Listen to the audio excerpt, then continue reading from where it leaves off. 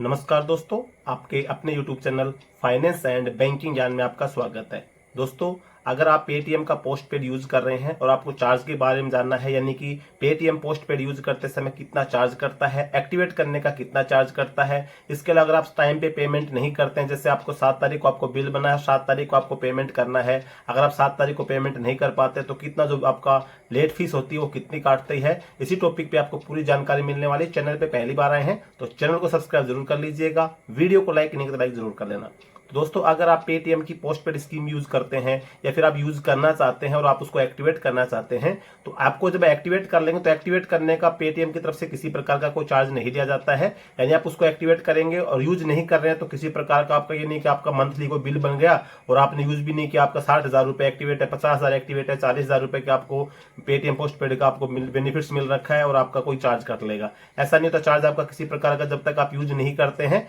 Charge नहीं कटेगा। इसके अलावा जब आप उसको यूज करते हैं तो यूज करने का जो चार्ज होता है वो 0% से लेकर 3% तक आपका कटता है। वो जब आप यूज करते हैं तो जिस चीज के लिए आप यूज कर रहे हैं, ऑनलाइन शॉपिंग के लिए कर रहे हैं, किसी पर बिल पेमेंट करने के लिए कर रहे हैं, रिचार्ज के लिए कर रहे हैं, किसी भी चीज के लिए आप कर रहे हैं, तो वो आपको शो कर देगा अमाउंट के साथ में कि आपका कितना परसेंट इसके ऊपर चार्ज आपका लग रहा है। तो आपका जो चार्ज होता है वो 0 से 3% आपका चार्ज लगता है उसके अंदर। वो आपका वही डिपेंड करेगा कि आप किस प्रकार से उसको पेटीएम पोस्ट पेड का जो अमाउंट है वो उसको आप कहाँ पे यूज कर रहे हैं।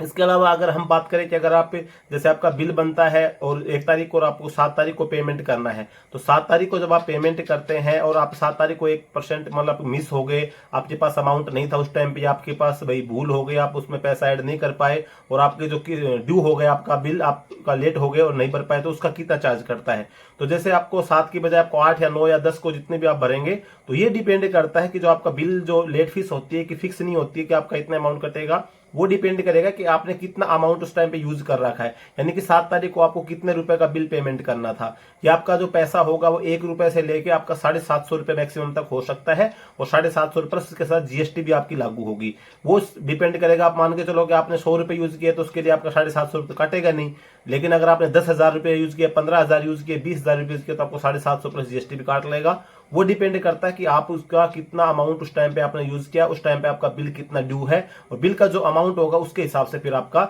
लेट फीस का चार्ज करता है। लेट फीस आपका थोड़ा इसका जो चार्ज होता है वो हैवी चार्ज होता है, यूज करने के इतना चार्ज नहीं लगता, लेकिन आपका लेट फीस जो होती है इसका चार्ज आपका इसके अंदर ज्यादा रहता है। तो खास करके जब आप इसको पेटीएम पोस्ट पेड को यूज करते हैं तो कभी भी लेट आपको नहीं करना है, टाइम टू टाइम आपको पेमेंट करनी है। 1 तारीख को आपको बिल बनना तो 7 तारीख को आपको पेमेंट करनी है। 1 महीने का आपको समय मिलता है, फिर 7 दिन बाद आपको पेमेंट करने का मौका मिलता है। तो ये इसके अंदर चार्ज है। इसके अलावा वो डिपेंड करता है कि आपको कितना उसका यूज कर रहे हैं, उसके हिसाब से फिर चार्जेबल आपके लिए लागू होते हैं। तो दोस्तों, आज की वीडियो में बस यही जानकारी थी। जानकारी आपको अच्छी लगी तो वीडियो को लाइक जरूर करना, चैनल पे पहली बार सब्सक्राइब जरूर करना। जय हिंद।